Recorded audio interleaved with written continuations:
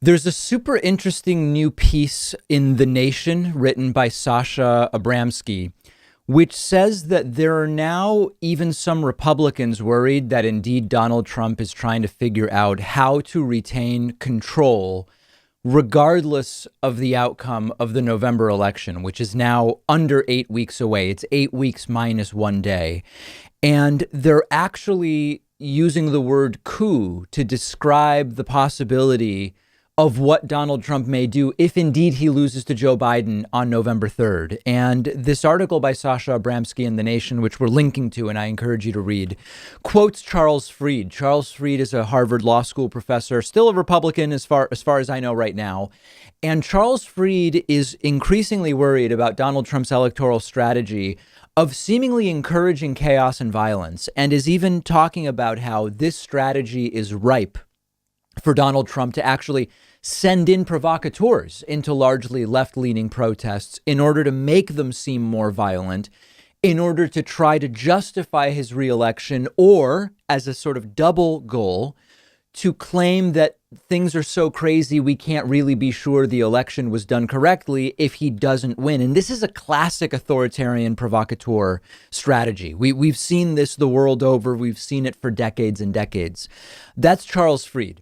Michael Steele, the former chair of the Republican National Committee. We've talked about him on the program, relatively well-known individual.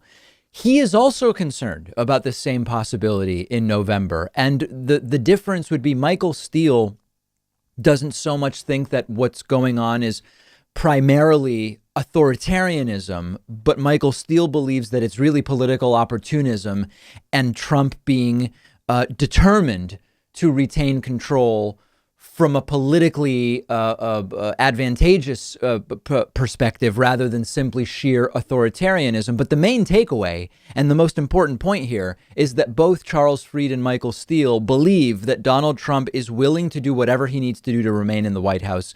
And Trump has been signaling this by attacking vote by mail. He's been saying he knows the election will be rigged. It'll be the worst, the most rigged, most fraudulent election in history. He's said this probably dozens, if not hundreds of times at this point, and has been setting up a situation where he lays the groundwork not to accept the results of the election. And then who knows what happens. Now, what we're seeing is that there are actually Republicans getting together with progressive organizations to develop a specific plan for responding to Trump rejecting the results of the election if he were to lose. And they put together a report. And unfortunately, they are not confident that our institutions will do their jobs. They are saying it could take huge numbers of Americans taking to the streets to make their will be reflected in Donald Trump leaving, if indeed Donald Trump loses the election and claims that it was rigged. And these groups, which again, they now include Republicans. These are not left movements uniquely. Republicans are also concerned. They're also worried that Donald Trump will do something I've been predicting for a long time, which is that if Donald Trump is ahead in certain states on election night, this is the red mirage scenario, Trump will deploy lawyers to file lawsuits in various states to try to stop the counting of absentee ballots, which, if fully counted, could turn a small Trump margin on election night into a small Biden margin and hand Joe Biden the presidency. The Indivisibility Project, Stand Up America are two of these groups. They're bringing together a whole bunch of different organizations to try to have a really specific plan to prevent the electoral process from being undermined and subverted and disenfranchisement from running wild. Now, I still maintain that Donald Trump will not succeed at maintaining power if he loses. I believe that he will go if he loses, but there is the very real possibility that he will try and that he could create absolute and total chaos for some time, including possibly violence on the streets. Ultimately, the way that this becomes dangerous in a physical violence sense is if it's close and Trump wins on election night, but starts to say they're trying to take it from me, I need you out there, or loses by a small margin on election night and says it was rigged. I think those two scenarios are the ones that will most likely weaponize, and that's literally what it would be, his supporters with guns to go out on the street. Now, there's another side to this. They are talking about the word coup as if a coup would be necessary. The unfortunate reality is that you don't need a coup to undermine democracy and the will of the people, because the Electoral College has helped Republicans do that in multiple elections over the last several decades. You can combine the disenfranchising nature of the Electoral College with the suppression of the vote and everything else that we're seeing, where you wouldn't even really need a coup. In other words, Trump may be able to pull this off simply with doing enough voter suppression, enough voter purges, etc., that the Electoral College hands him a victory, even when he loses the popular vote, and really should have lost the electoral vote as well. The point is, we have to be ready for this. And it is not merely the stuff of imagination, theory, and fantasy at this point. We've seen the groundwork laid in real time, proclaiming that this election, which could remove Donald Trump, will be the most rigged and fraudulent one in history. And my biggest concern is, what is the Joe Biden campaign doing about it to be ready? What are Democrats doing about this to be ready? Because if they aren't ready, that would be a disaster. They need, I was going to say just as many lawyers.